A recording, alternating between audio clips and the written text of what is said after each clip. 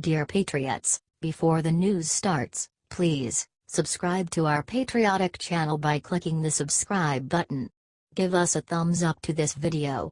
Don't forget to leave your opinion below in the comments section. Share the news on Facebook and Twitter so you friends see it. Thank you. Joy Behar asks megachurch pastor about abortion, his answer surprises everyone.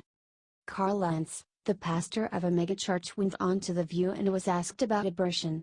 Any good Christian should understand that life begins at conception and that murder is a sin, but it looks like there are more and more liberal people trying to lead churches. MSNBC regularly brings on liberal pastors who say very unchristian things, and it looks like Lentz is another one of those. So, it's not a sin in your church to have an abortion? Asked Joy Behar. That's the kind of conversation we would have finding out your story, where you're from, what you believe. I mean, God's the judge. People have to live to their own convictions. That's such a broad question. To me, I'm going higher. I want to sit with somebody and say, "What do you believe?" said Lentz. So it's not an open and shut case to you? Asked Behar. Some people would say it is. To me, I'm trying to teach people who Jesus is first, and find out their story. Before I start picking and choosing what I think is sin in your life, I'd like to know your name, said Lentz. The ladies on The View must be proud of themselves.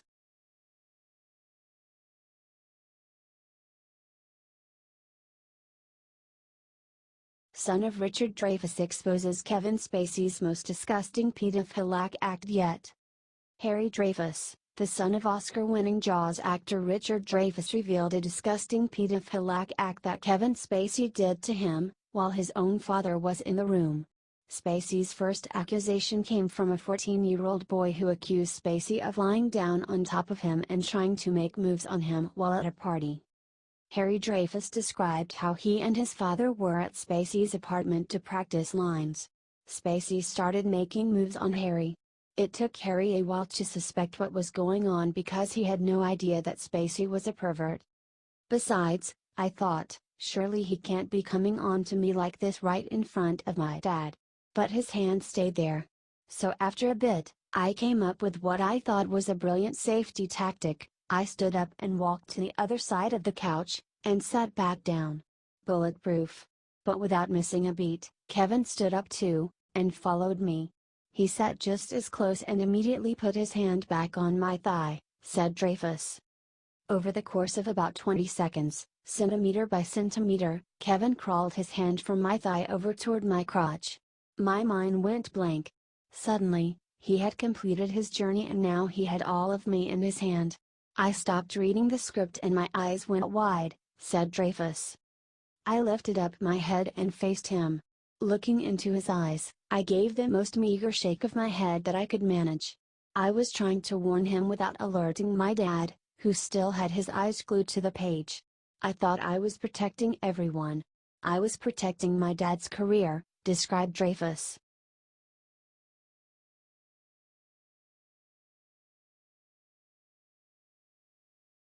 NFL legend exposes why Kaepernick will never play a game of football again. Looks like Colin Kaepernick is digging himself into a deeper and deeper hole. He is trying to sue the NFL, and despite that, no one in the NFL will hire him. NFL legend Tony Gonzalez explained why Kaepernick doesn't stand a chance of playing ever again. He's done. I don't think he'll ever get a chance. Never again. I just don't think he's good enough for the headache, said Gonzalez. More and more people are standing up to Kaepernick and the NFL. Legendary sportscaster Vin Scully just revealed why he is done with the NFL. I have only one personal thought, really. And I am so disappointed. And I used to love during the fall and winter to watch the NFL on Sunday. And it's not that I'm some great patriot. I was in the Navy for a year, didn't go anywhere, didn't do anything, said Scully about the NFL anthem protests. But I have overwhelming respect and admiration for anyone who puts on a uniform and goes to war. So the only thing I can do in my little way is not to preach. I will never watch another NFL game, he said. Do you think the NFL will pay the price for allowing Kaepernick and all these protesters to go so far?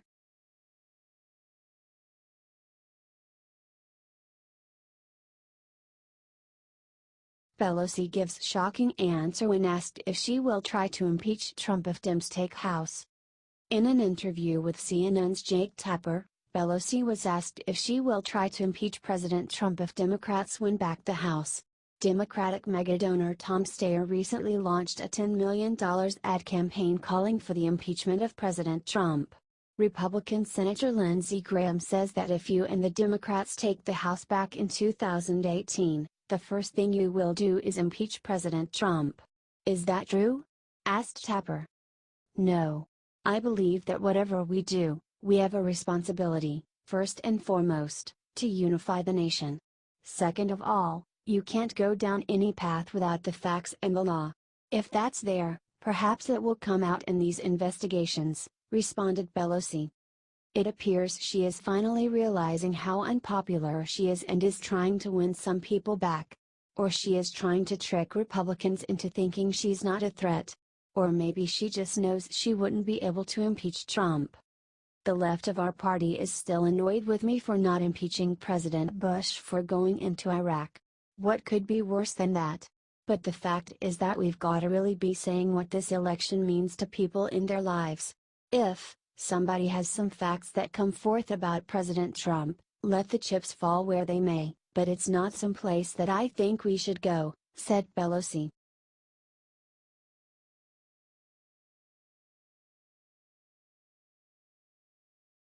Trump is right. Watch Joy Behar shockingly defend President Trump against Senator Flake.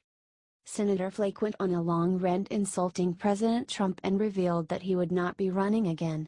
After the incident, Trump texted that the only reason he dropped out was because he had no chance of winning. The reason Flake and Corker dropped out of the Senate race is very simple: they had zero chance of being elected. Now act so hurt and wounded, tweeted President Trump.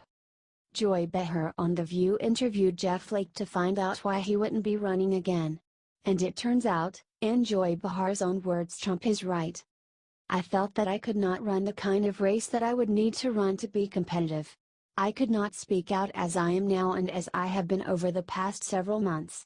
There is no way you can become competitive in a Republican primary, and particularly in a state like Arizona right now, if you don't agree with the president's position or if you don't condone his behavior, said Flake.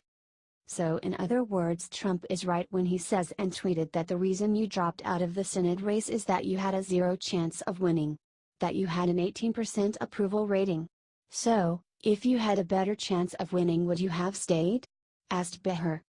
If I could have run the kind of race that I'm used to running, if I could tell the truth, responded Flake. So you couldn't win with that, said Behar. Wow. You know you're in a bad place when Joy Behar is even willing to side with Trump to insult you.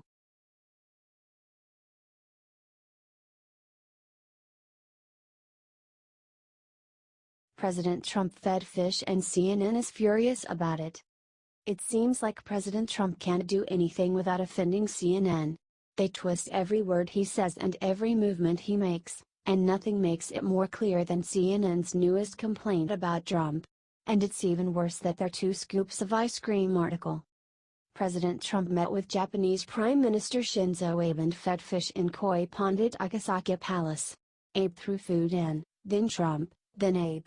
Abe then dumped the rest of his food into the pond. Trump did the same. So why are these irrelevant actions newsworthy? Trump feeds fish, winds up pouring entire box of food into koi pond, writes CNN. CNN wasn't the only one. Watch as Trump totally gives up on feeding fish in Japan, writes the Huffington Post.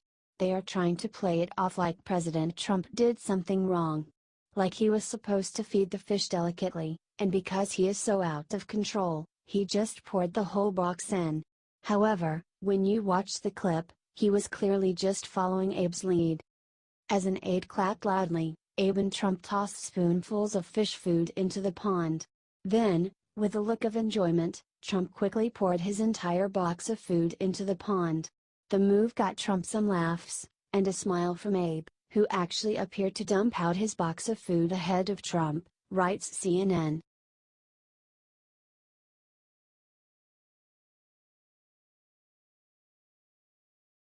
CNN's Lentz says prayer can't help church shooting victims because they were already praying.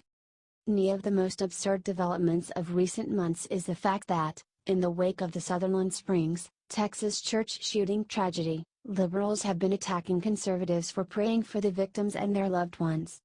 Democrats have been so fixated on using the massacre to push their gun control agenda that they seem to have entirely blocked out the human component to dealing with grief. They also seem to have zero understanding of the value of prayer, just dismissing it as meaningless. One of the most reliable left-wing blowhards is, of course, CNN host Don Lemon, and he recently showed just how little he would get how regular Americans respond to tragedies.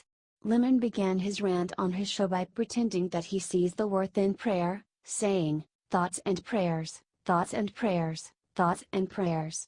Don't get me wrong. Prayers are important. They really are." He then somehow said that this is not about religion and declared, "So spare me the anti-religion tweets. You can keep them. I won't even read them. I don't care." Lemon then unbelievably claimed that prayer doesn't work, because the shooting victims were praying in church when they were murdered. He stated, "These God-fearing Christians were in church. They were already praying."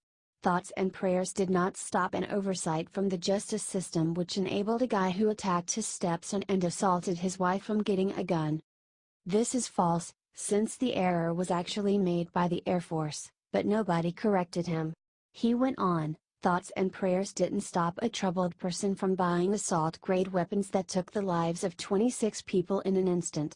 Lying through his teeth, he asserted that he is a firm believer in the Second Amendment, but then asked how many guns and of what caliber does one person need? He concluded, dismissing prayer, "So tonight, I hope you will join me in praying that our leaders will actually do something of substance and action this time that precludes another thoughts and prayers moment."